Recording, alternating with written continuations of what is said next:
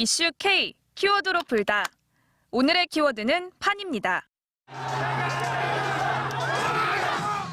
뛸판, 살판, 놀자판, 먹자판. 사람 사는 곳이면 언제 어디서든 이른바 판이 벌어지기 마련인데요. 사전적 의미로 판이란 어떠한 일이 벌어진 자리 또는 그 장면을 말합니다. 그렇다면 올해의 가장 큰 판은 과연 어떤 판일까요? 오늘은 말도 많고 탈도 많은 바로 선거판에 대해 얘기해보고자 합니다.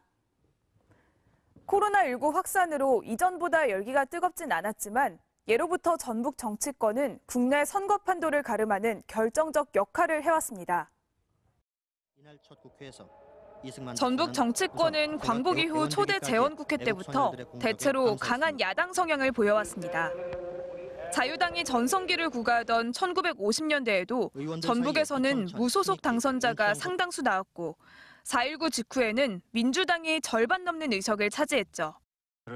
하지만 30년 남짓한 군사정권 아래 관권 선거가 판을 쳤는데요. 여당인 공화당과 민주정의당이 차례로 득세하는 결과를 낳았습니다. 노태우 정권이 출범한 해인 1988년 제13대 총선에서는 황색 돌풍이 불었는데요. 당시 김대중 총재가 이끌던 평화민주당이 호남과 수도권에서 큰 세력을 얻었고 전북에서도 전체 선거구 14곳 모두를 평화민주당이 차지했습니다. 이때 헌정사상 처음으로 여소야대 국회가 탄생했죠. 지방자치제도 부활과 함께 치러진 1992년의 14대 총선. 전북에서는 장영달, 최재성 등 이후 4선과 3선에 성공하는 정치인들이 처음 등장했습니다. 15대 총선 때는 정계를 은퇴했던 김대중 전 대통령이 복귀해 만든 새정치국민회의가 호남 정치권을 결집했는데요. 당시 정세균 후보가 젊은 피로 영입됐고 노무현 등 구민주당 출신들이 대거 합류했습니다.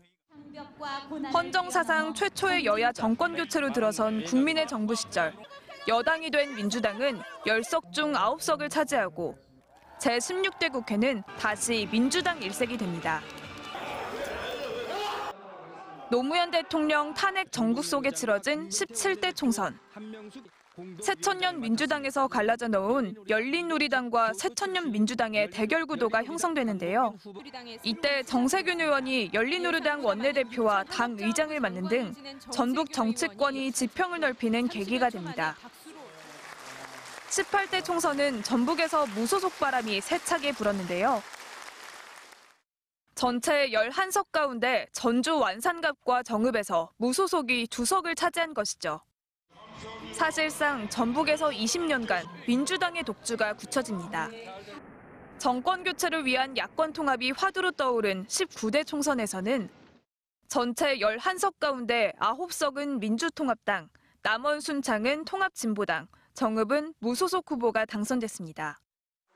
20대 총선에서는 28년간 유지해온 민주당 계열의 일당 독점이 깨지고 20년 만에 여권 후보가 당선되면서 전북 정치 지형에 커다란 변화가 왔죠.